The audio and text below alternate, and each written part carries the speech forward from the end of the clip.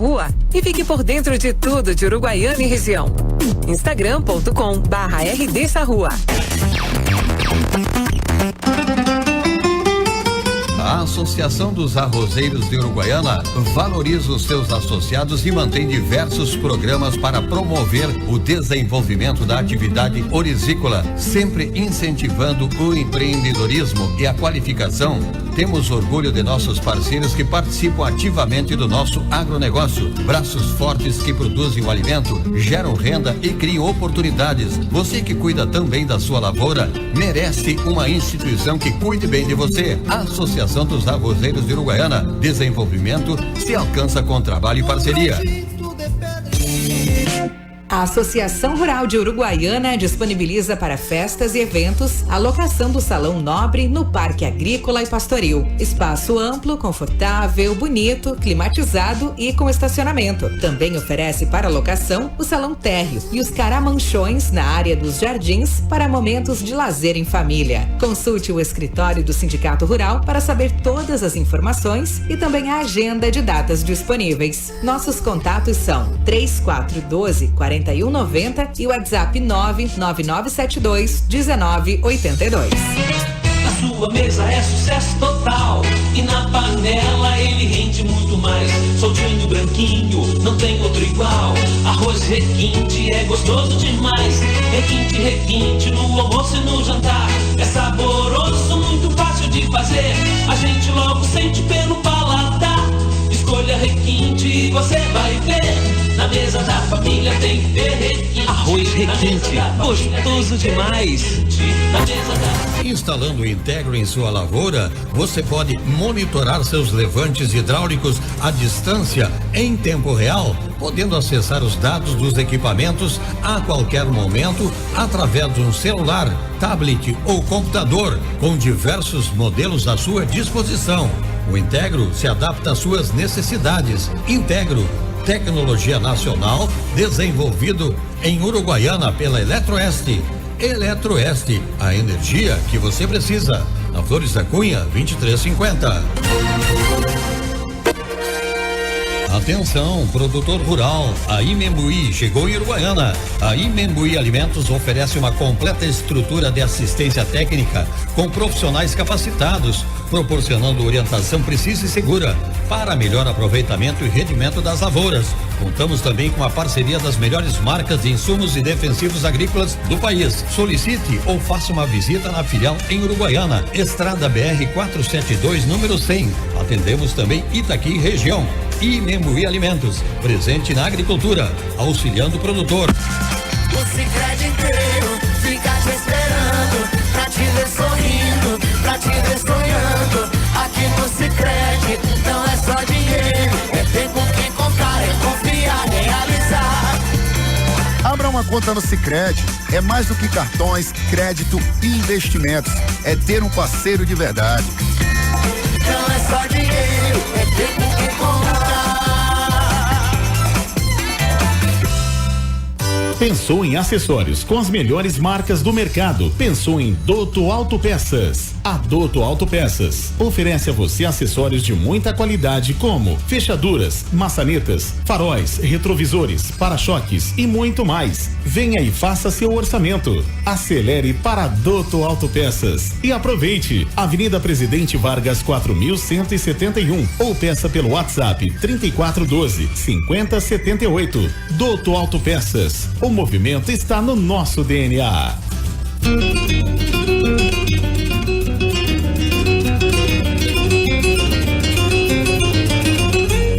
Está começando aqui na Charrua, no canal 95.1, Charrua Rural, com a apresentação de Bernardo Fagundes.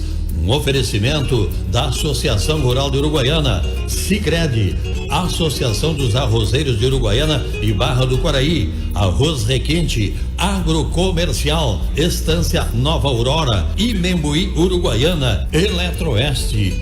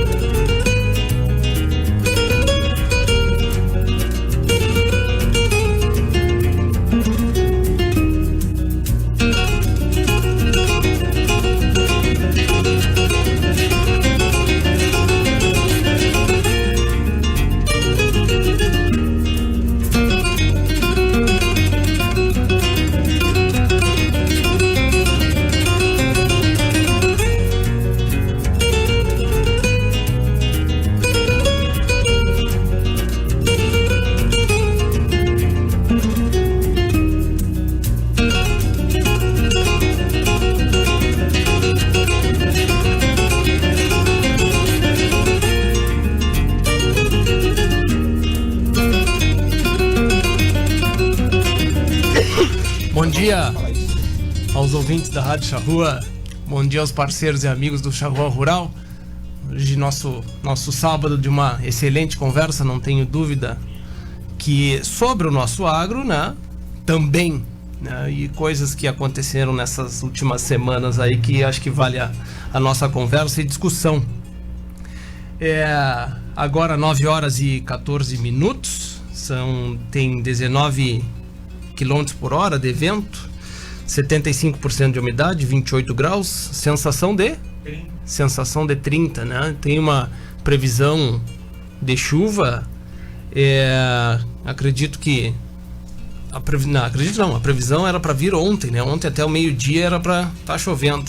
Em algum lugar deve ter chovido.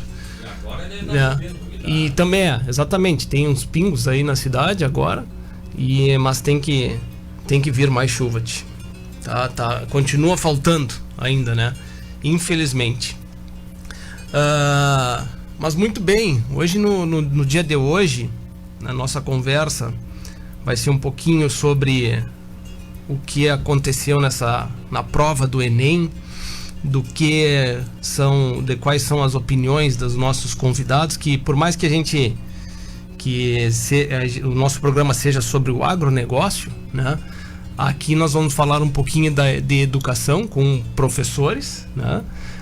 Veterinários, agrônomos, professor de história, que vai estar aqui também conosco, está aqui conosco, né? Então a gente tem essa pluralidade nesse nosso programa que faz com que a gente possa ter diversas opiniões e a gente vá buscando, não sei se um consenso, mas um rumo mais adequado, acho que, para as coisas.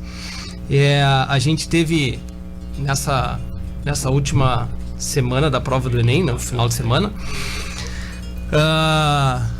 os questionamentos, né, os posicionamentos, perguntas, questões na prova sobre o agronegócio. Que o triste é a forma como são colocados os produtores rurais e até mesmo como é direcionada a resposta das provas. O que eu fico pensando sobre isso é de que os pais que lá têm os filhos, que os filhos estão fazendo a prova do Enem, ficam com dois corações, né?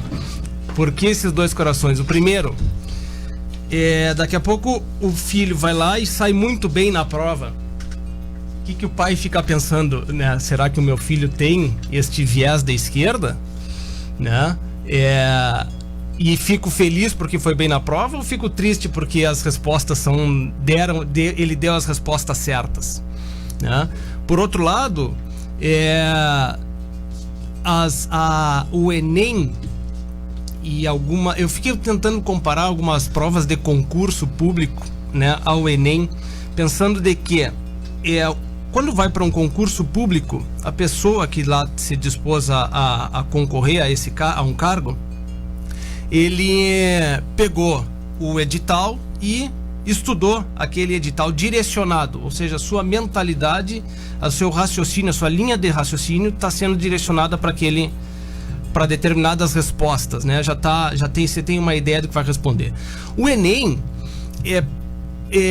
por mais que também tenha o edital, tu tem ali tu tem 9 anos, né? No caso, 9 anos que a criança está estudando até chegar ao Enem. Tô certo? Ou mais? Mais? 12 anos, tá? Está estudando. Então, tem 12 anos que pode estar ocorrendo uma determinada doutrinação da linha de raciocínio até chegar na prova do Enem e saber responder aquelas perguntas com viés ideológico, né? O mais triste disso, que eu acho que vai ao encontro do que eu estou comentando, é ver o presidente do INEP, né, que essa semana foi questionado no Congresso, foi levado ao Congresso para poder fazer os questionamentos sobre o posicionamento da prova do Enem, e uma das respostas dele foi de que o que se busca dos alunos é de que eles tenham uma interpretação sobre o que está ali escrito, e a partir da interpretação, se colocando na posição de quem escreveu a pergunta, alcance a resposta certa, busque a resposta certa. Isso é praticamente dizer de que a gente é idiota, né? Pensando de que a gente vai acreditar que é simples e unicamente se fosse esse o raciocínio. Assim, ó, se for esse, ótimo, mas a gente sabe que não é. A gente sabe que não é. Então, este é um problema que a gente tem e que a gente vai ter que levar ainda muito à discussão. E que é bom que a gente tem projetos que vão mostrando principalmente o que é o agronegócio, como ele é realmente e acontecendo aqui na nossa cidade, que a gente vai comentar. Bom, para conversar conosco aqui tá o professor Ricardo Age. Tudo bem, Ricardo? Bom dia. Bom dia, Bernardo. Bom dia, colegas de mesa aí. Agora vou deixar para ti fazer um mistério para dizer quem tá aqui. Não, deixa para mim, tá bem. Também o professor Pedro Duarte tá aqui conosco. Bom dia, Pedro. Bom dia, Bernardo. Bom dia, ouvintes da Rádio Charrua. E também aqui, não é um professor nato, que eu tô devendo uma homenagem a esse homem aqui, depois eu vou fazer, né? Tô fora. Não, tá dentro, pode ficar tranquilo que tá dentro. Ramiro Toledo, bom dia. Bom dia, estamos aqui falando num tema polêmico, mas que eu gostaria de dar minhas opiniões mesmo. Que bom. Pedro, eu começo contigo, porque é o seguinte, tu tens essa experiência dos 2 pontos que a gente comentou, do colégio, né, e do preparatório para o Enem. Essa questão de edital, essa construção de raciocínio que eu fiz no início aqui da minha ideia e posição, tu concordas, tu vê que esse mesmo sentido, que é praticamente dá para puxar como se fosse um concurso e que tem que se estudar como se fosse um edital para o Enem atualmente, ou tu acha que também tem uma parte muito importante que tem que ser feita dentro do colégio, que essa realmente é a minha opinião? Tudo segue uma linha de raciocínio já pré-estabelecido, Bernardo. Mas antes de falar sobre essa linha de raciocínio pré-estabelecido, eu preciso explicar historicamente que a história ela é contada por aqueles que estão no poder. Isso foi desde os tempos mais remotos da Roma Antiga. Na Idade Média, quem dominava o conhecimento e o saber era a Santíssima Igreja Católica. E a Igreja Católica, tendo o poder, eles determinaram o pensamento da sociedade medieval. Um livro que fala perfeitamente sobre isso, o livro O Nome da Rosa, de Umberto Eco, onde os padres escondiam os principais livros que não podiam ser lidos nos mosteiros. Mas como a Idade Média ficou conhecida? Qual é o apelido dado à Idade Média? Idade das Trevas. Como que os detentores do pensamento depois foram chamados da Idade das Trevas? Porque quem veio depois foi a Idade Moderna, e na Idade Moderna, os filósofos do século XVIII, os iluministas, que se chamavam de iluministas porque estariam eles iluminando o pensamento da Europa, passaram a atacar o período anterior, chamando eles de Idade das Trevas. Na história do Brasil, não fugimos muito desse revanchismo histórico. Quem está no poder critica quem esteve antes. Assim foi com a independência do Brasil, a culpa era dos portugueses. Assim foi com a proclamação da República, a culpa era da monarquia. Assim foi com Vargas, que culpou a República, chamando ela de velha, por sinal. E aí ficou conhecido esse período histórico, República Velha, porque Vargas veio para criar o Estado Novo. Depois os militares colocaram a culpa no populismo dos governos pós-Vargas, e hoje quem está no poder, a esquerda, que foi perseguida durante o regime militar, resolve então criticar o período anterior, o regime militar. Então a história ela é contada, repetindo, só para que frisar bem isso, a história ela é contada por aqueles que hoje estão no poder. E hoje quem está no poder são aqueles que foram na década de 70 e 80 perseguidos pelo regime militar, porque o regime militar ele cuidou da questão política, ele cuidou da questão revolucionária, mas não cuidou da questão educativa, do viés ideológico que começou a se disseminar dentro das universidades e hoje está nas escolas. Então hoje o MEC ele estabelece o que deve ser estudado. O MEC, estabelecendo isso, passa para as secretarias estaduais e também as cartilhas, os livros didáticos, porque tem hoje em dia empresas, editoras que são poderosas, eu cito algumas como a Moderna, a FTD, então eles recebem todo o conteúdo programático já pré-estabelecido pelo governo federal, ali eles escrevem esse material, eles já têm um certo acesso ao banco de dados, as questões que serão formuladas para as provas, então vai engessando. Isso chega no estágio final, que é a escola, que é a sala de aula, que é o aluno. É tudo pré-moldado. Depois o aluno apenas vai replicar aquilo na prova que vai ser aplicada. Assim está sendo com o Enem, assim foi a prova ocorrida no domingo passado e agora nós temos a segunda prova esse final de semana. Isso hoje só se está nos colégios porque você teve a capacidade, você passou por esse momento de que começou pelas universidades. Isso tem uma consequência grande, que é o seguinte, que como tu começa na universidade, como o processo começa na universidade, onde tu já tem um senso crítico e as tuas opiniões, né, tu já vai formando as tuas opiniões, acontece que lá tu vai sendo doutrinado, né, e mais tarde tu nem vê de que tu fizeste parte daquele processo. As pessoas não sentem. É a teoria do peixe dentro da panela. Do sapo, perdão, dentro da panela. Se tu botar um sapo dentro de uma panela e começar a esquentar ela aos pouquinhos, o sapo não vai sentir e acaba morrendo. Mas se tu jogar o sapo numa panela com água quente, ele vai pular rapidamente. Eu faço um desafio aqui aos nossos ouvintes, que eu sei que é de uma faixa etária um pouco mais alta.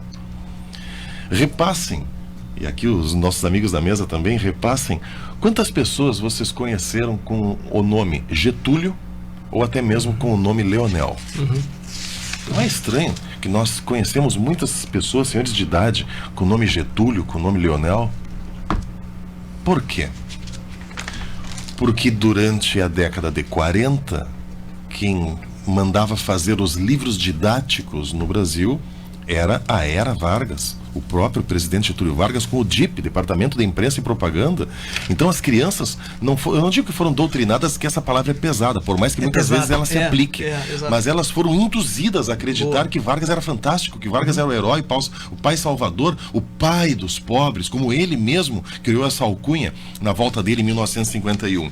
Então essas crianças foram sendo educadas a acreditar que Vargas era a salvação, batizavam seus filhos com o nome de Getúlio. Por isso que nós temos muitos senhores de idade que hoje são resultado daquela credulidade vinda dos bancos didáticos. E não foi só no Brasil que se aplicou isso. Vá no Google neste momento e coloque livro didático Argentina Perón e vá no Google Imagens. Perón fez a mesma coisa na Argentina, Hitler fez a mesma coisa na Alemanha, Stalin fez a mesma coisa na União Soviética. Não seria diferente no Brasil do século XXI. Talvez eu não tenha me explicado para quem está nos escutando direito, mas a ideia que eu quis passar era de que, como começou nas universidades, hoje quem está dentro do colégio licionando são esses professores que foram formados sobre essa ideia, né? Bom, na tua área, Pedro, é uma das mais atingidas, né? História, geografia, é que eu já fui para a faculdade tendo um pensamento. Pois é, essa é uma das questões. Eu já fui para a faculdade tendo lido livros. Então, eu não recebi e aceitei de forma passiva os livros que me eram impostos como a verdade da faculdade. Então, eu consegui trazer o contraponto. E eu fui rechaçado naqueles anos que eu estive, numa época onde a coisa era mais branda. Então, por isso houve o enfrentamento. Mas aí que tá, e é justamente esse o objetivo da história. História não tem verdade. História não é uma ciência exata, onde 2 mais 2 inevitavelmente vai levar a 4. História é ponto de vista, é opinião, é construção de um pensamento. No momento que tu impõe um pensamento, então já não é mais história. Não é mais história. É livre interpretação. E eu gosto de permitir a livre interpretação para os meus alunos. Perfeito, perfeito. Ricardo. Primeiro, assim, eu queria dizer que é uma satisfação participar do programa e Eu não conhecia pessoalmente o professor Pedro, mas ouvi falar muito bem dele. E acho que ele faz uma boa contextualização histórica desse fato, né? Que explica muito bem, né? Eu lamento, assim, por trabalhar dentro de uma universidade pública, por trabalhar com agronegócio, e a forma de seleção para a entrada nas universidades são via Enem, né? Termos questões assim tão polêmicas em relação ao agronegócio. Tá? Existe um banco nacional de questões, as pessoas, os professores enviam lá questões via editais, tem um banco grande de informações e aí uma banca do INEP que escolhe quais as questões que entrarão na prova a partir deste banco maior. Lamentavelmente, as questões relacionadas ao agronegócio, se eu não me engano, foram 3. Foram questões de cunho totalmente político-ideológico, tá? Com inverdades, né? Então isso preocupa bastante todos nós. Eu nem estou aqui na condição de professor, estou aqui na condição de pai, que daqui a pouco meu filho também vai estar fazendo o Enem, meus filhos, né? Então isso é lamentável. Eu não fiz uma avaliação total da prova do Enem, eu estou falando especificamente dessas 3 questões relacionadas com o agronegócio, que talvez estejam dentro da área de geografia e história, não sei, o professor Pedro pode nos ajudar, mas acho que sim, né, dentro das matérias. Mas assim, eu queria fazer uma fala mais otimista nesse momento, Bernardo. Primeiro, que eu tenho nos últimos anos convivido bastante com professores, principalmente da rede pública, do ensino municipal e estadual de Uruguaiana, menos com particular, e acho que isso a gente não pode generalizar. Acho que tem muitos educadores aí que não têm essa visão distorcida do agronegócio, tá? E isso me dá uma certa esperança, tá? Tem também um projeto que eu gostei de citar já de início, capitaneado pela Letícia Jacinto, que é uma produtora rural em São Paulo, chamado De Olho no Material Escolar, onde está sendo feito, assim, são várias ações, mas entre elas está reuniões com editoras, reuniões com o MEC, para fazer uma revisão do material didático. Isso não é tão simples assim, para que as fontes que sejam usadas nos conteúdos relacionados ao setor primário sejam verídicas. E nós temos no Brasil talvez a maior empresa público-privada de pesquisa, que é a Embrapa, né? E essa semana eu vi vários pesquisadores da Embrapa criticando também essas questões do agro aí. Nós temos quantas universidades públicas com ciências agrárias, com material de excelente qualidade. Então, para mim, esse tipo de projeto é muito importante. A gente tem que começar com um trabalho de base com os nossos estudantes do ensino fundamental, do ensino médio, para mostrar o outro lado da moeda. Sempre vai ter opiniões plurais em relação a um determinado tema. Mas eu acredito que hoje, infelizmente, alguns temas como o agronegócio me parece que estão com um cunho político e ideológico muito forte. E isso não pode acontecer. Eu pensar diferente do A, de B, tudo bem, mas todos nós temos que ter voz. Todos nós temos que apresentar o nosso ponto de vista. Então, minha primeira fala é nesse sentido. Ramiro? Na verdade, o que está acontecendo é sintomático, já faz parte de uma coisa que vem acontecendo de anos para cá, só o que serve é uma determinada opinião. Se for de outro jeito, está se cometendo uma infâmia. A questão do Enem, fica claro de que as perguntas não foram feitas para pensar de forma plural, e sim para pensar obrigatoriamente de um só lado ideológico. Então é questionável de fato, e isso é sintomático, porque na verdade isso está acontecendo todos os dias em qualquer colégio, escola do Brasil. Eu sou otimista que nem o Ricardo, mas eu entendo que claramente esse lado ideológico da esquerda, vamos deixar bem claro, é quase uma forçação de barra. E isso não é legal para a sociedade como um todo. Então, eu acho que o principal é discutir os assuntos de forma mais com liberdade de opinião. A gente tem trabalhado com as escolas municipais e a gente tem percebido que alguns professores, vou dizer alguns, já tem uma preconceito já bem claro em relação a se não é camponês ou pequeno agricultor, não é legal. O agronegócio faz mal para o país, e na verdade a criança não é ignorante, mas se tu não dá para perceber todos os lados, ela vai ser ignorante porque não conhece o todo. E nós temos que cuidar essa questão toda. Que é polêmico, mas eu acho que nós temos que tomar uma posição bem clara. Na escola não pode defender um lado nem o outro. Ele tem que dar claramente a escolha de forma libertária.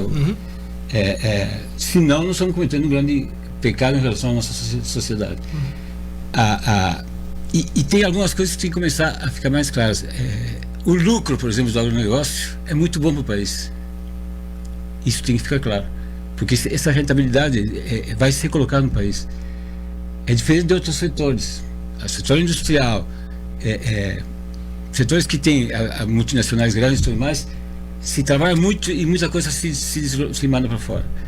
O agronegócio tem claramente porque é do produtor. Ele não gosta de investir fora do país. Ele gosta de investir no seu país. Então nós temos que dar força para isso. Se não fosse o agronegócio nos últimos 10 anos, a balança comercial seria negativa, está provado isso. Então, em Uruguaiana, desculpe, Ramiro, os dois principais produtos produzidos no agro, que eu vou dizer que é arroz e carne, o principal mercado é mercado interno. Então a gente produz alimento para a população brasileira se alimentar. Então, muitas vezes o agronegócio exportador.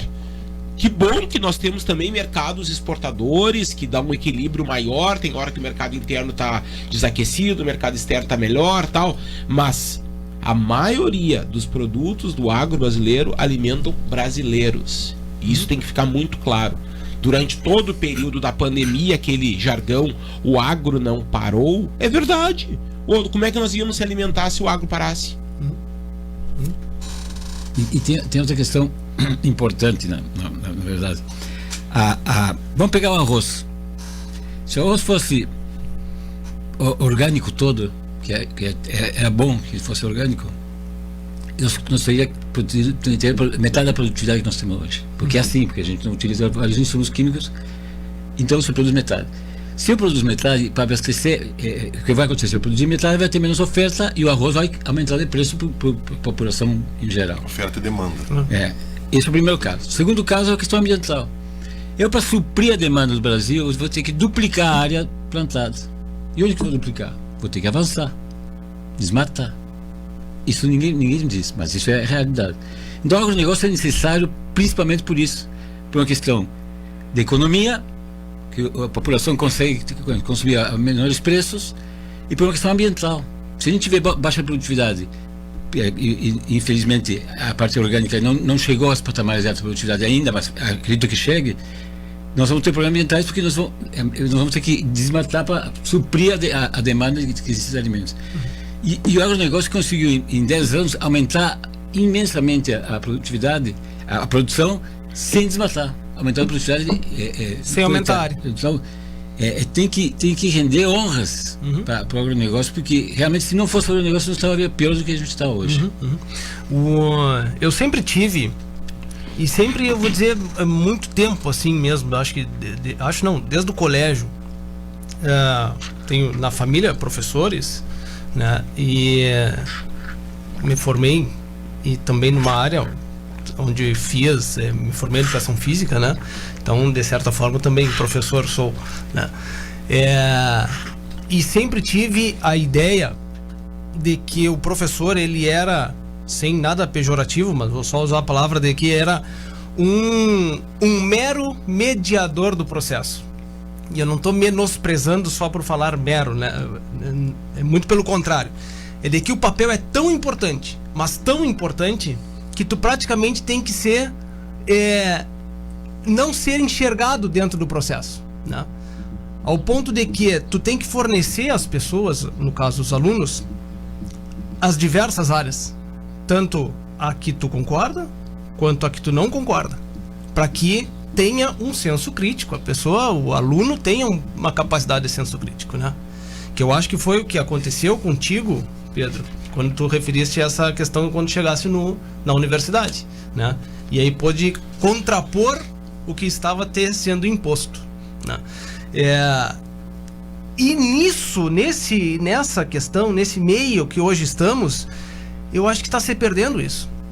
Eu não vejo hoje adolescente crítico. Eu vejo adolescente direcionado.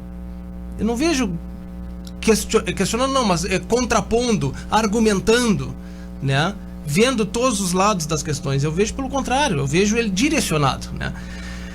Eu também sou otimista, né? Eu sou otimista porque dentro da minha casa eu realmente prezo por esses comentários que aqui fiz, e minha esposa também. Vejo no projeto que bom que a Quatro Folhas e a nossa propriedade tem feito parte desse projeto no município, da gente apresentar o agronegócio como ele é, suas realidades e as tecnologias que lá são feitas, né? E vejo que tem crianças muito boas que nos dão essa esperança, realmente. Vejo também professores que achavam de que era diferente, e quando vão a campo dizem assim, mas eu pensei que era outra coisa, não achei que fosse isso, né? Então a gente está chegando ao ponto que o Ramiro comentou, de que a gente precisa mostrar, de que a gente precisa mostrar para as pessoas, deixar aquela pulga atrás da orelha. Mas olha só, realmente não é nada disso que tu está pensando, né? Tu vê hoje alguma luz no fim do túnel, Pedro?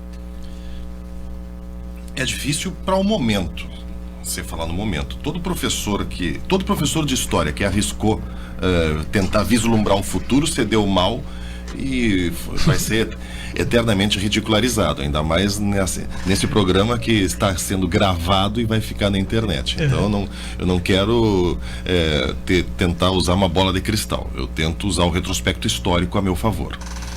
O que eu penso? O seguinte: você fala muito em doutrinação, mas a doutrinação muitas vezes não é apenas por uma questão partidária. Existem outros tipos de doutrinações que são feitas diariamente, neste momento, e as pessoas não sentem essa doutrinação acontecendo. Os meios de comunicação. Claro.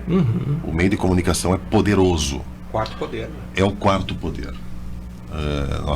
Executivo, legislativo, judiciário e mídia.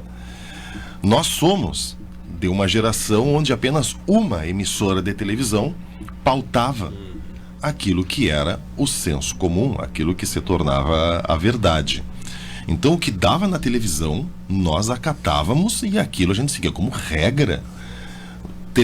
Minisséries de televisão colocaram presidentes no poder e tiraram presidentes do poder. Aqui eu vou usar um exemplo que eu uso em algumas das palestras que eu faço. Para quem é mais antigo, em 1989, a Globo, e eu falo abertamente, a Vênus Platinada, a Globo queria Fernando Collor de Mello na presidência. Era muito claro isso, né? E eles conseguiram, eles colocaram Collor na presidência. E eu até falo mais. Caçador de Marajás. Exatamente, onde surgiu Fernando Collor de Mello. Isso é de um livro fantástico do Geneton Neto, que foi jornalista da Globo, Os Bastidores do Poder. Em 1986, Fernando Collor, Renan Calheiros, Marinho, a família Marinho, estavam em um congresso em Hong Kong.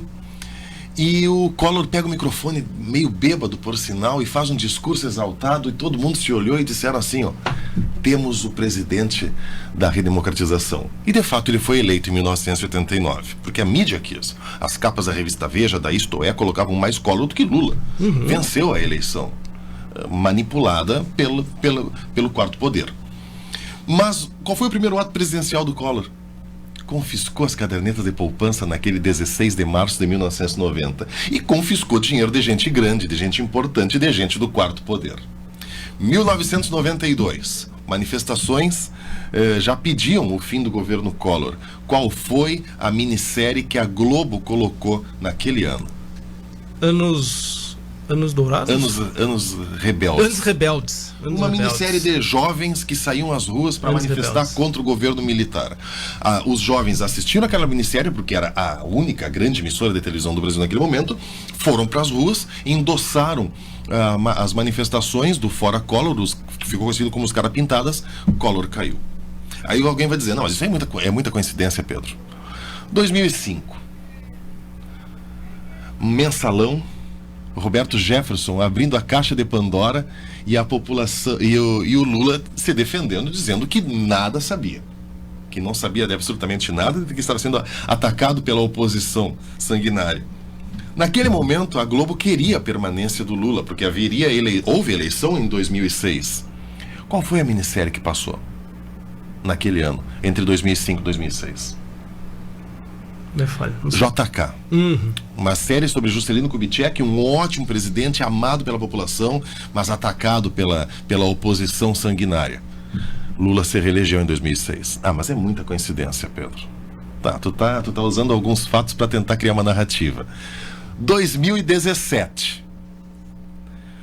O candidato Bolsonaro já se anunciava como pré-candidato à presidência de 2018. Qual foi a minissérie que a Globo colocou no ar? Os dias eram assim, ou os anos eram assim. Os anos eram assim. Uma minissérie falando sobre o regime militar, o Bolsonaro um defensor do regime militar. Só que naquele momento já não colava mais. Por quê? Porque hoje nós temos... não dominava também. Exatamente. Essa é a questão. Porque hoje, já chegando à resposta, hoje nós temos a informação que a gente escolhe, não a informação que nos chegava através de um único meio de comunicação. O jornalismo independente hoje, ele nos salvou. Ele permite que a gente tenha 1, 2, 3, 4 opiniões diferentes. Eu sigo 2 grandes jornalistas que não estão mais no Brasil, mas são brasileiros. E aqui eu ofereço, inclusive, para os nossos ouvintes, o pessoal aqui da mesa, Danúzio Neto. Fantástico. Ele tem já milhões de seguidores. Danúzio Neto e o Ivan Kleber Fonseca. Ivan com I. Fantásticos esses jornalistas independentes, eles trazem as notícias que hoje já não vão mais para a pauta jornalística dos grandes grupos. Então, eu também sou otimista, eu sou um eterno otimista, eu acredito que dias melhores virão. Então, felizmente, a mídia independente, a internet, é por isso que estão tentando controlar tanto a internet, é por isso que querem regular a internet, como fizeram na União Soviética stalinista. A China também, é o controle, porque senão nós teremos resposta para aquilo que não querem. Bernardo, eu queria assim, só colocar uma questão em relação à responsabilidade dos professores em cima da fala que tu fez antes. Eu vejo assim que talvez a sociedade tenha uma expectativa muito grande na escola. A escola vai educar o meu filho. E acho que isso acaba criando muitos conflitos. Eu não vejo como o professor, o diretor, o supervisor como responsáveis principais deste processo. Educação vem de casa.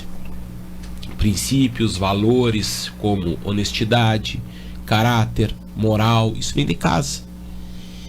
E é muito fácil tu querer terceirizar a educação para os educadores e depois, quando a direção da escola chama os pais porque tem um conflito lá com seu filho, os pais colocam toda a culpa na escola.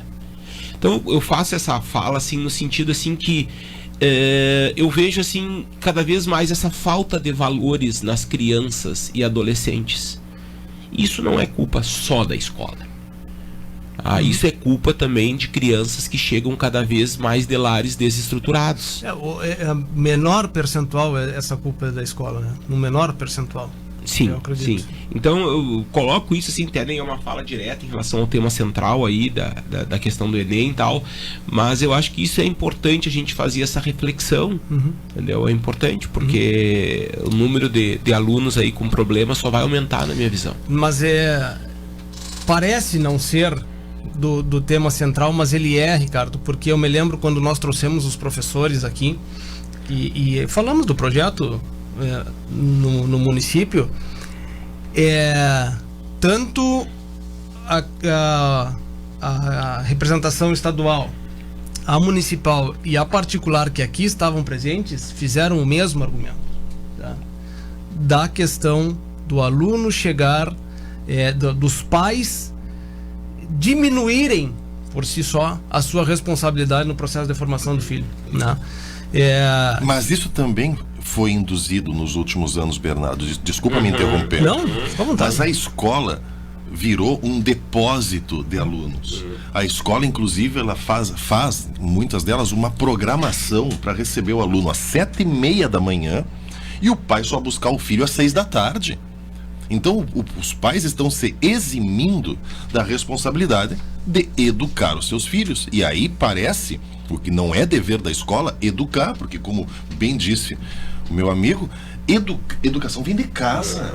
Princípios, moral, responsabilidades, isso é educação, e a educação familiar. Mas claro, a família também tem sido muito atacada nos últimos anos, então passa para a escola, é todo um sistema. Isso aqui é tudo um sistema. Mas é responsabilidade da família, é responsabilidade dos pais. Ok, eu entendo que muitos dos pais eles saem para trabalhar manhã, tarde e noite, matar um leão por dia para levar sobrevivência para casa nesse mundo que cada vez está mais difícil de viver. Mas pais, e eu falo como professor que vê o aluno, e eu falo como pai também de uma família, hoje uma família numerosa, porque a gente planeja filho, ninguém planeja gêmeos, quando vê, pá, vem gêmeos, né? Eu falo, então... Tu também não tinha televisão? Não, foi na pandemia, já não tinha mais o que assistir na Netflix, veio gêmeos. Pais, ocupem pelo menos 30 minutos do seu dia para conversar com seus filhos depois que chegarem da escola. Revisem os cadernos, leiam para os seus filhos, porque esse era um hábito que os nossos pais e os nossos avós tinham, em um tempo onde o mundo era menos acelerado.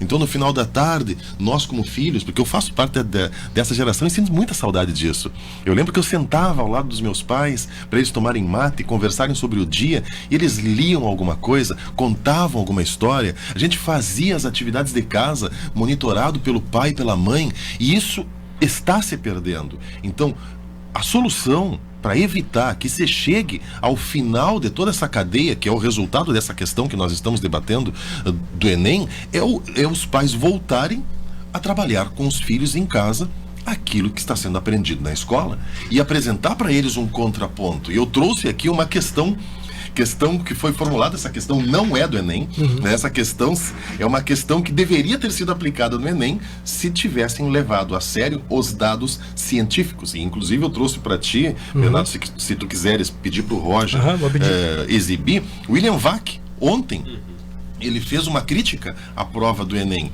E aqui, ó, sobre talvez essa questão, até nem conheço ela, mas talvez esteja nesse banco de dados lá do IMEC. Talvez, né? Mas não foi selecionado. Assim. Vejam só, isso aqui, porque assim, ó, falou-se muito sobre negacionismo nos últimos anos. Mas essa questão que foi apresentada no Enem, ela foi negacionista, porque ela não apresentou os verdadeiros dados científicos do agronegócio no Brasil. Então trouxeram aqui um contraponto, e eu achei fantástica essa questão, precisei trazer para vocês aqui, ó, sobre o que deveria ter sido cobrado naquela questão. E aqui eu vou trazer as alternativas. Em 2022, o PIB do Brasil foi de 9,9 trilhões de reais, o que representou alta de 2,2% comparado ao ano anterior. Isso reposicionou o país de volta entre as 10 maiores economias mundiais. A cadeia produtiva do agronegócio representou 24,8% do PIB do Brasil no ano passado, Já no primeiro trimestre de 2023, o PIB somou 2,6 trilhões de reais, um aumento de 1,9% em comparação aos últimos 3 meses do ano anterior. E aqui, o site de onde foi tirado todas essas informações e fez a pergunta: analise o texto acima e assinale as afirmações corretas. Alternativa A: o resultado do PIB em 2022 foi possível devido à valorização do real e ao aumento das exportações de commodities do agronegócio? Alternativa B: a produção agrícola, a agroindústria, o transporte, a distribuição e a comercialização de produtos empregam quase 19 milhões de trabalhadores no Brasil, o que representa mais de 19% do mercado de trabalho brasileiro? C: em 2023, o ritmo de crescimento do PIB foi maior do que o previsto pelos analistas econômicos, sendo impulsionado pela alta da agropecuária. O setor avançou 21,6% no período, o melhor resultado para um trimestre desde 1996. Alternativa D: o Brasil já é o maior exportador global de commodities agrícolas, como soja, milho, café, carne bovina, aves e açúcar. A receita gerada em 2022 foi de 159 bilhões de dólares, comparando com o fortalecimento da economia nacional e ajudando a alimentar o mundo? Ou alternativa E: todas as anteriores estão corretas? Isso aqui são dados que qualquer pessoa pode jogar no Google e perceber o quanto o agronegócio é importante e sustenta o Brasil. E tem fonte científica, né? Defendem tanto a ciência, né? E por que neste caso não foram atrás da verdadeira ciência? Aqui eu vou parafrasear uma frase muito utilizada na Argentina. Na Argentina, à noite, enquanto os políticos que roubaram dormem, o campo continua crescendo. Então, se não for o campo, tanto na Argentina, tão combalida, tão sofrida Argentina, assim como se não for o campo aqui no Brasil, hoje nós estaríamos totalmente quebrados. E digo mais, passando fome. Eu sempre acho importante a gente comentou sobre isso aqui, colocar os contrapontos, né? E sempre peço para que quem tem uma opinião diferente da que aqui está sendo colocada, participe, seja ligando para a rádio, seja colocando um comentário na internet.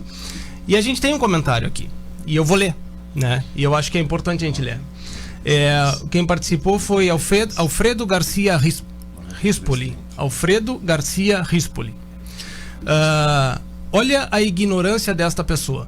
Falar que os pais estão se eximindo da educação dos filhos por ficarem na escola em tempo integral. Para quem é interiorano, que mora no lado da escola do filho, é fácil falar. Saia da sua cidadezinha e saiba como é morar em uma cidade grande. Imbecil. Alfredo, eu primeiro vou comentar, e se quiser ficar à vontade, pode comentar também, Pedro. Eu acho que tu não escutaste toda a frase, toda a fala do Pedro, tá? E a fala do Pedro, ela vai de encontro ao teu comentário aqui. É importante a gente entender o que as pessoas estão argumentando. E o que eu não preciso te defender, Pedro, de jeito nenhum, eu só tô argumentando... Mas eu até nem sei se não foi minha fala.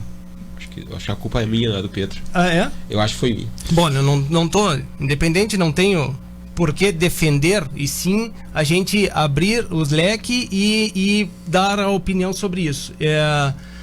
Não quer dizer de que porque a criança fica o tempo inteiro no colégio, de que o pai está se eximindo, né?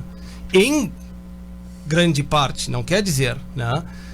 Quer dizer daqui a pouco que o pai tem a necessidade, isso foi dito aqui, trabalhar de manhã, de tarde e de noite, matar um leão por dia, foi Pedro que comentou isso, né? E matar um leão por dia. O que você está se comentando é de que está tendo menos tempo entre pais e filhos para que os momentos de conversa se organizem, você tem aquela realidade daquele momento para conversar, para ver qual é a opinião do filho, para ver para que lado ele está indo, para tu expressar a tua opinião, para tu escutar, né? Enquanto pai, escutar o filho, né? Mas não quer dizer de que quem também deixa os seus filhos por uma necessidade de tempo integral, não faça isso. E ninguém disse isso aqui, né? Como está sendo expressado. Então, não sei se tu queres comentar alguma coisa, Pedro ou Ricardo? Sim, eu conheço o Alfredo. Alfredo, eu até fico admirado que as pessoas que me detestam estão começando a me admirar demais. Porque se não gosta do que eu falo e acompanha tudo que eu falo em todas as redes sociais, é uma certa admiração que essa pessoa tem por mim e algumas outras pessoas também. Outra coisa também é que, felizmente, eu não precisei sair da minha cidade para construir a vida que eu tenho. E terceiro, nos chamou de interiorano.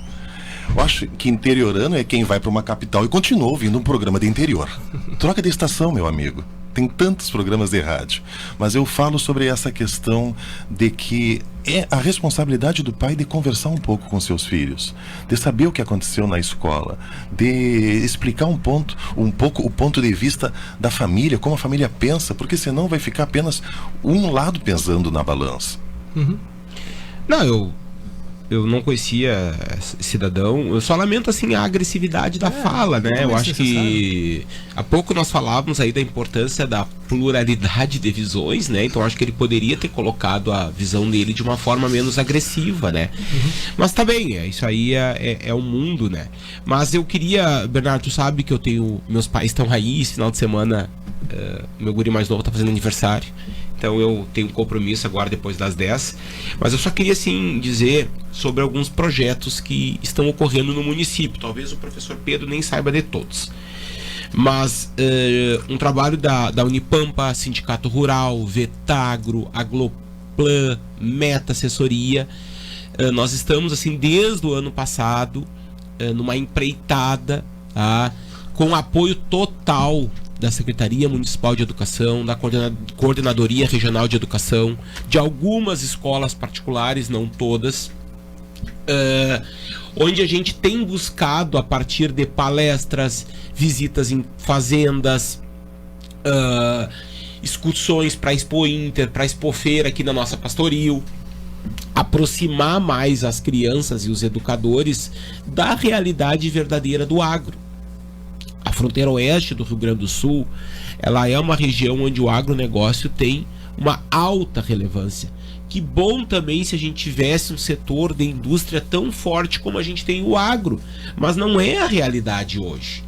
Então a gente tem que mostrar para as crianças que amanhã serão os futuros profissionais. Até o ano que vem nós vamos pular do ensino fundamental para o último ano do ensino médio, para tentar chegar mais perto do aluno que está saindo para o mercado de trabalho. Porque senão nós vamos perder cérebros, potenciais profissionais que poderão amanhã ou depois estar trabalhando aí dentro do agronegócio, que não é só no campo, em cima de um trator, em cima de um cavalo. O agronegócio é muito grande e permeia vários elos. Hoje de manhã eu vi uma oportunidade de emprego para soldador no principal, talvez, grupo Seolim aqui da Uruguaiana. Então estão aí as oportunidades. Esses dias eu falei com o gerente da oficina de Seolim, ele falou a dificuldade que se tem de conseguir essa mão de obra mais especializada, que estão importando muita gente daquela região de Não Me Toque, que tem um nicho muito forte ali, industrial, de máquinas. Mas a gente pode formar aqui, a gente não pode perder essas oportunidades. Então é um trabalho de formiguinha. Eu acho importante aproveitar a tua audiência assim, para convidar a mais pessoas para participarem desse projeto.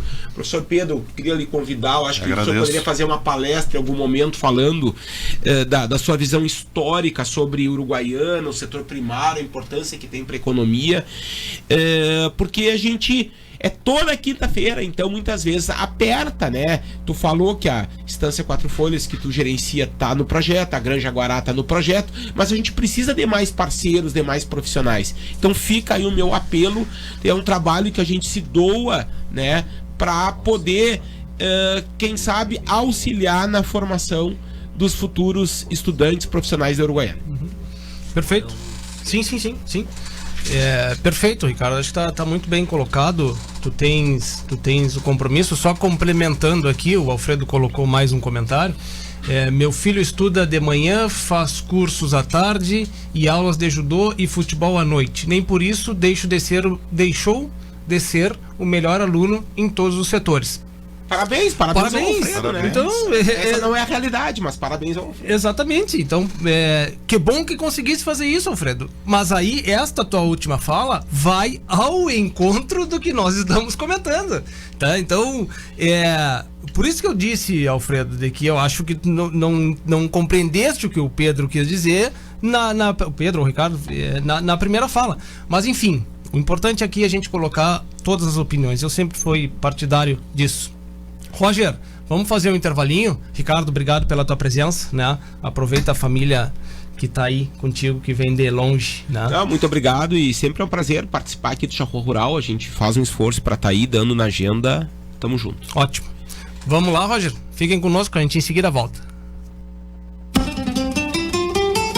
A Associação dos Arrozeiros de Uruguaiana valoriza os seus associados e mantém diversos programas para promover o desenvolvimento da atividade orizícola, sempre incentivando o empreendedorismo e a qualificação. Temos orgulho de nossos parceiros que participam ativamente do nosso agronegócio. Braços fortes que produzem o alimento, geram renda e criam oportunidades. Você que cuida tão bem da sua lavoura, merece uma instituição que cuide bem de você. A Associação dos Arrozeiros de Uruguaiana. Desenvolvimento se alcança com trabalho e parceria.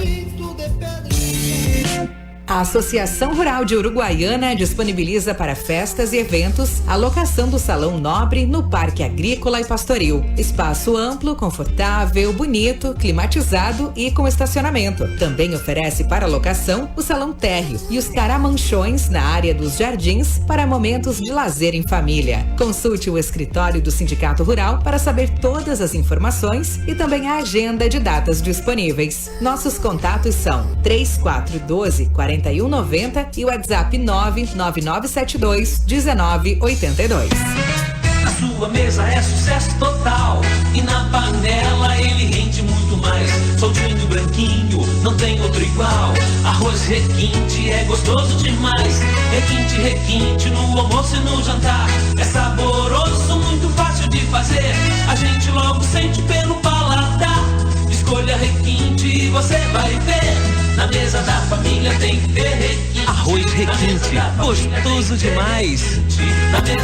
Instalando o Integro em sua lavoura, você pode monitorar seus levantes hidráulicos à distância em tempo real, podendo acessar os dados dos equipamentos a qualquer momento através de um celular, tablet ou computador, com diversos modelos à sua disposição.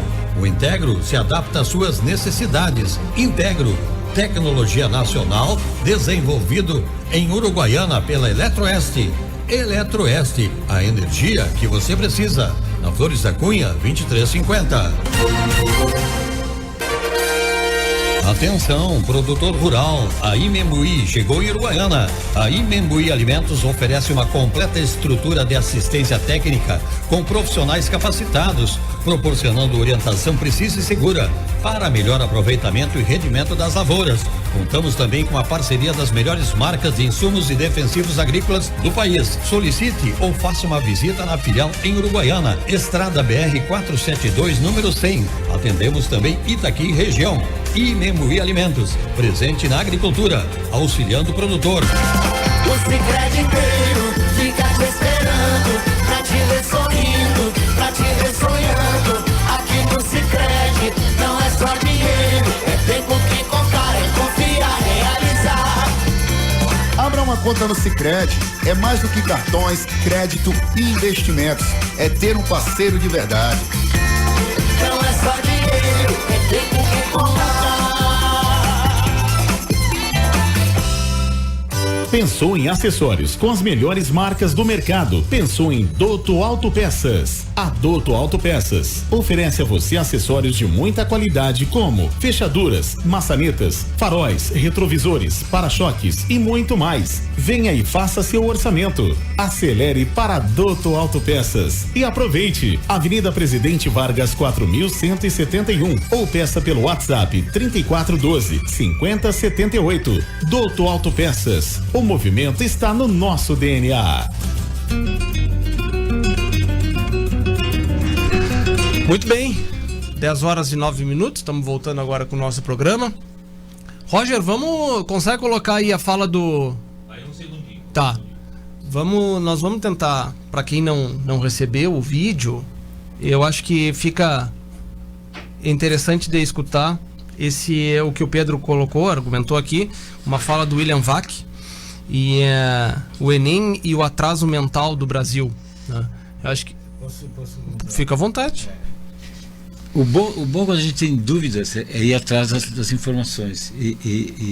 Eu tomei a iniciativa de viajar um pouco, de vez em quando viajo para ver as contradições que a gente tem na nossa cabeça. Uhum. Eu fui para Cuba há uns 12 anos atrás. E tudo que se fala de Cuba é uma palhaçada. Palhaçada. É ridículo que se fala de Cuba. Na Cuba é uma pobreza fora do normal, a agricultura é completamente importada, porque não consegue fazer nada por conta. A parte da educacional que falaram que era um modelo é ridícula. Todo mundo tem pós-graduação porque não tem outra coisa para fazer. Faz tudo que, o teu taxista é formado em História e Geografia, outro mas sem função nenhuma. Então, na verdade, quando se fala de Cuba, já há indícios de que não é irreal, que é irreal, porque nenhum desses que fala bem de Cuba vai lá botar os filhos para estudar lá, né? Se fosse tão bom para educar, não mandava para Miami, para Harvard, ele manda, o de esquerda manda para esses lugares, não manda para Cuba. Uhum. Então já é um indicativo. E a outra questão é a questão ambiental. Eu fui para Nigéria, para Sudão, fui para os lugares da África. Na Nigéria tem a população do Brasil, exatamente a população do Brasil, numa área geográfica parecida ao Rio Grande do Sul. Pegar toda a população do Brasil e botar no estado do Rio Grande do Sul. Ali tu vê pobreza e tu vê a questão ambiental por terra. Não tem mais bicho, porque tu quer ver girafa, elefante, tu não vai ver nada. Porque o que se mexeu vai para a panela. Uhum. Então, a fauna e a flora se terminou. Agora eu pergunto para vocês: alguém fala da Nigéria na questão ambiental? Não. Os ignorantes e os que vão atrás dos ignorantes falam mal do Brasil. Que o Brasil é modelo em agricultura bem direcionada, ambientalmente e economicamente. Por que não falam da Nigéria? Porque a Nigéria não faz parte de player de mercado. Não tem importância política. Não concorre com ninguém. Mas na verdade o problema está lá na Nigéria. Uhum. Quando eu vou começar a acreditar na mídia e na parte política, quando falar da Nigéria, morre gente e morre fauna e flora. Ninguém fala da Nigéria. E aí tu começa a entender que o que está acontecendo no Brasil, que critica a questão da agricultura, do jeito que se trabalha no Brasil, é gente que está enxergando que nós somos grandes concorrentes. É um lobby. Isso é um lobby é um lobby internacional, justamente para enfraquecer o agronegócio brasileiro. Exatamente. E isso tem dinheiro de fora. Claro. Isso o cidadão tem que entender. Quando fala mal do agronegócio, estamos falando mal do Brasil de uma forma incorreta. Então nós temos que defender o agronegócio brasileiro, o cidadão urbano teria que defender o agronegócio. Porque é o único jeito de a gente sobreviver nesse país e melhorar em todos os sentidos. Uhum. E tem essa questão histórica. Se tu conhecer outros lugares do mundo, tu vai te dar conta de que o Brasil está acima na questão econômica e ecológica, nós estamos bem acima de qualquer outro país. Uhum. Plantio direto, rotação de culturas, tudo estamos bem acima. Só não fazemos mais porque tem alguns idiotas inúteis, tipo essa Anitta, falam mal do negócio, e tem gente que escuta isso. Então, acho que quando a gente pega o microfone, tem que dizer claramente: estão falando mentiras, de tanto falando as mentiras, de forma assim, vira verdade. Uhum. O agronegócio brasileiro é exemplo para o mundo inteiro. Isso eu digo com toda certeza. Não tem país que faça a agricultura do jeito que a gente faz. A gente utiliza a biologia, a gente faz rotação de culturas que ninguém faz no mundo inteiro. Nós não temos neve, então a gente tem rotação constante. Tudo bem feito. E nós levamos a fama de contadores. Isso tem que começar a mudar. Eu tenho certeza que tem que começar a mudar. Isso tem que chegar à população, à sociedade. E é o que a gente está fazendo nas escolas municipais. Mas é de ficar irritado e indignado, mas é o que tem acontecido. Não, perfeito, é isso aí. Consegue, Roger? Vamos lá. Tá. Professores independentes que formularam uma das questões do Enem no último domingo praticaram uma dupla barbaridade intelectual. Conseguiram negar a ciência e ofenderam boa parte dos acadêmicos, técnicos, professores, pesquisadores que levaram o Brasil a ter duas grandes histórias de sucesso, na agricultura e na indústria aeronáutica. Esses professores independentes, na verdade independentes de qualquer rigor e honestidade intelectuais, eles submeteram os jovens que prestam o Enem a uma tortura ideológica, especificamente em relação à agroindústria, um setor no qual, segundo esses professores independentes que trabalham para o Ministério da Educação, impera a exploração, o descaso com a saúde dos seres humanos e do planeta, a violência e a impossibilidade dos camponeses de serem camponeses. O texto de uma publicação obscura, que serviu de base para a pergunta aplicada no Enem, ataca até mesmo a Embrapa e os programas para uso de biocombustíveis. Ambos, Embrapa e biocombustíveis, prejudicariam a classe camponesa. Os clichês e chavões ideológicos, na verdade, nem chegam a ser o pior dos problemas. O maior desses problemas é ensinar jovens a pensar errado. O que fez o Brasil construir aviões vendidos no mundo inteiro e o que fez o Brasil virar uma superpotência na produção de alimentos foi pesquisa, tecnologia, capacitação de pessoas. Diga-se de passagem, tudo isso iniciado e conduzido por instituições estatais, como a Embrapa e o Ita-Embraer, aí no caso dos aviões. As ideias erradas, empurradas para cima de jovens por esse tipo de postulado ideológico, essas ideias explicam muito das nossas dificuldades em crescer e em gerar prosperidade. É o nosso atraso mental. Muito bem. Bom, vocês escutaram, acho que uma opinião muito bem colocada. A gente comentou muito do que foi dito pelo William Vac. A gente comentou hoje aqui, né? E até também recebi aqui uma mensagem do Cássio Comis, parabenizando pelo programa e tendo a mesma opinião que nós comentamos aqui em relação aos filhos e essa questão de passar mais tempo com os filhos, né? Obrigado pela audiência, Cássio. A gente está chegando no fim do nosso programa. Em seguida vem Vozes no Esporte com o Maia, né? Eu fico contente com o programa de hoje porque a gente não está aqui buscando argumentar, né? Dizendo que doutrinando ou induzindo as pessoas de que estamos corretos, né? O que a gente está mostrando aqui nada mais é do que mostrar o que realmente está sendo feito no campo. São dados, é a realidade, tá? Nós falamos de questão econômica, então basta procurar os dados econômicos que são publicados pelo próprio governo federal e tira desses dados o agronegócio, vê o que vai acontecer com o gráfico, tá? Então nós não estamos mentindo quanto a isso. Quando a gente fala do plantio direto, que o Ramiro comentou, quando a gente fala rotação de culturas, não acredita no que a gente está falando? Então vai no dado científico, procura no site da Embrapa, não precisa nem dar o Google, que pode generalizar ali as opiniões, vai direto no site da Embrapa que tem referência internacional para o que a gente está falando. Lê os artigos e vê a importância que tem, né? Se não fosse a Embrapa, imagina que hoje é referência, hoje não, há muito tempo é referência brasileira e mundial, eu tenho certeza que a gente não estaria sendo tão batido como hoje a gente enquanto produtor, porque a gente não estaria fazendo o que hoje a gente faz, né? Então, um órgão de pesquisa de tal importância de ser a ponto de ser referência mundial.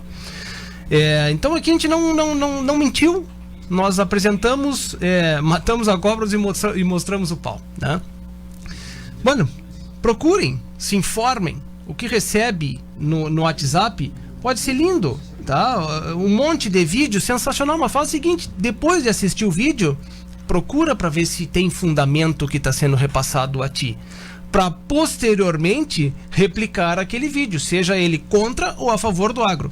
Vamos ser realista, mais realista ainda. Acha que não existe produtor que degrada? Claro que existe. É óbvio que existe, tá?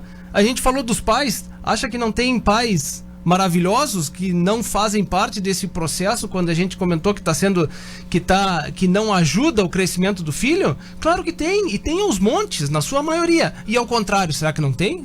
Também tem aos montes, né? Só que nós vamos pegar os exemplos ruins ou vamos pegar os exemplos bons?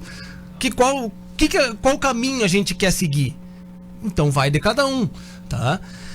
Enfim, foi um programa de que a gente teve bastante desabafos, né, Ramiro? Pela oportunidade da gente ter aqui o microfone e poder falar as nossas opiniões, e estamos livres. Colocamos o contraponto aqui, que veio também pela internet, e que bom que veio, né? Então, como resumo, eu fico esperançoso, como eu disse lá no início, porque eu sei que eu estou fazendo dentro da minha casa. E muitos do que convivem, na sua maioria, do que convivem comigo, eu também vejo que estão fazendo dentro das suas casas. E é por isso que fico nessa esperança. Só tenho a vocês dois a agradecer, né, pela participação, e deixo esse momento aqui, uma fala para cada um, para a gente poder... Falando de vídeos, eu recomendo vocês botarem no Google Dia Internacional do Arroz, Corteva. Esse é um vídeo que para mim diz muita coisa. É de emocionar e diz muita coisa. Eu recomendo. Por mais que seja uma empresa privada que fez, que tem alguns interesses, mas o vídeo é muito, muito verdadeiro e vale a pena vocês assistirem. Dia Internacional do Arroz, Corteva. Vai aparecer uma guria de 16 anos que cai no colo dela uma lavoura de arroz. É real a história. É bem interessante porque junta tudo. É parte da educação, é parte dos pais, acho que quem assistir vai gostar. E agradeço por ter me convidado. Eu achei bem boa a participação de todo mundo aqui. Aprendi muito aqui, eu não conhecia o professor aqui. E continuo sendo otimista. Mas a gente tem que começar a abrir mais as cabeças. A gente tem que entender que o professor tem uma missão, mais do que um cargo e uma função, tem uma missão clara de clarear o que está acontecendo no mundo. E o que está acontecendo no mundo não é o que está sendo dito, porque na verdade tu não consegue replicar aquilo que está sendo falado. É simples. Eu não vi ninguém do pessoal da esquerda ir morar em Cuba, Venezuela, ou escolhem de lá. A primeira oportunidade que eles têm, eles vão para a Europa ou vão para os Estados Unidos. É certo que vão fazer isso. Por que será? Então vamos usar um pouco a cabeça, vamos começar a pensar. Se eles que sabem que são os grandes teóricos dessa ideologia, por que não vão morar numa ideologia dessas? Não vão morar porque sabem que é muito pior. Então, a livre iniciativa serve para eles, só não serve para a população que eles lideram. Por aí. Muito obrigado. Pedro. Bernardo, sabe que uma quantidade gigantesca de pessoas realizam a prova do Enem. O Enem é o maior processo seletivo do planeta neste momento. Então ele já chegou a levar 6 milhões de pessoas a realizar a prova. Esse ano parece que foram 4 milhões e 200 mil pessoas. Então é interessante a quem está no poder colocar certas questões para chancelar o seu pensamento, porque a pessoa vai fazer aquela prova. Se não sabe da resposta, leu a questão, depois, quando fizer a correção, vai ver, mas essa é a resposta certa, então dali vai acabar acreditando que isso é uma verdade. Por isso, é importante nós lermos além daquilo que nos é oferecido, para que a gente não caia nessas narrativas construídas por um determinado grupo ideológico. E outra coisa também aqui, porque parece que ficou feio a expressão interiorano no programa de hoje. Pessoas que vivem em cidade grande, pessoas que vivem em capitais, crianças que vivem em capitais, confinadas em apartamentos, sem ter contato com terra, sem ter contato com animais, acreditam que o bife que vai para a bandeja do supermercado já vem assim. Eles não conhecem um animal, nunca tiveram contato com um animal. Eles não sabem de onde veio a carne, de onde vem o leite, que o leite já vem em caixinha. E eu não estou exagerando, é um consenso de pessoas que vivem nas grandes capitais. E isso aumentou no Brasil nos últimos anos. Então, que bom, que ótimo que ainda existem pessoas interioranas, que ainda existem pessoas que estão intimamente ligadas com o campo, com a produção rural, e que conseguem mostrar para os filhos uma realidade não aquela pré-pronta, pré-disposta em alguns livros didáticos. Então, eu fico feliz em ser interiorano, eu fico feliz em estar em contato direto com a realidade. Muito bem. Antes da gente terminar, eu quero só fazer menção. No dia 21/10 a gente fez um programa sobre o plantio direto e sobre rotação de culturas, o que a gente comentou aqui, porque no dia 23 de outubro era o Dia Nacional do Plantio Direto, né? Infelizmente o Ramiro não pudesse estar aqui presente conosco, né? Mas estava em outro programa, né? Que é nosso, eu nunca digo que é concorrente, porque é mais um momento de fala e oportunidade que a gente tem para falar do agro, né? E então eu estava falando do agro, né? Mas eu preciso dar os parabéns para ti, Ramiro, que eu queria ter feito naquele momento, e reconhecer a tua importância dentro desse processo que aqui na nossa região aconteceu. Porque um dos meios mais importantes que tem desse processo de evolução do agronegócio são os técnicos, né?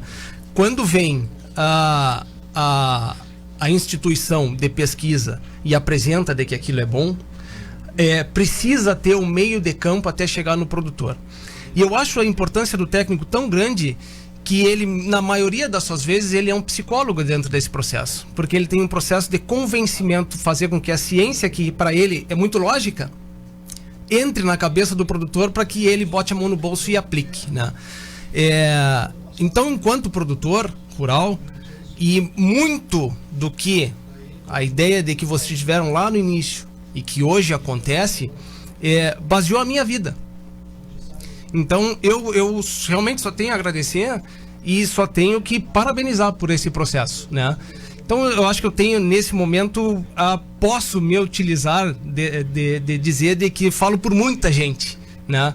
De te agradecer por ter sido esse elo no meio do caminho. Então muito obrigado e parabéns. Eu agradeço, obrigado. Muito bem, Pedro, Ramiro, Bernardo, 4 milhões de pessoas farão a prova do Enem, a segunda prova, agora nesse final de semana. De onde vem o papel? Que foram formuladas as questões que tanto criticam o agronegócio. Justamente, do agronegócio. É muito contrassenso às vezes, né? Ou muito. Falta de conhecimento. Tô mais por aí. Acho que é falta de conhecimento. Muito bem. Muito obrigado a todos, obrigado a minha tia Luluca Fagundes, Maria de Lourdes. Valeu ter professora, foi minha professora. Foi tua professora também? Minha também. Valeu ter assistido o programa, Bernardo e participantes. Muito bem, muito obrigado a todos, um ótimo final de semana, continuem se cuidando, abram as mentes e até a semana que vem. A Associação dos Arrozeiros de Uruguaiana valoriza os seus associados e mantém diversos programas para promover o desenvolvimento da atividade orizícola, sempre incentivando o empreendedorismo e a qualificação. Temos orgulho de nossos parceiros que participam ativamente do nosso agronegócio. Braços fortes que produzem o alimento, geram renda e criam oportunidades. Você que cuida também da sua lavoura, merece uma instituição que cuide bem de você. A Associação dos Arrozeiros de Uruguaiana. Desenvolvimento se alcança com trabalho e parceria. A Associação Rural de Uruguaiana disponibiliza para festas e eventos a locação do Salão Nobre no Parque Agrícola e Pastoril. Espaço amplo, confortável, bonito, climatizado e com estacionamento. Também oferece para locação o Salão Térreo e os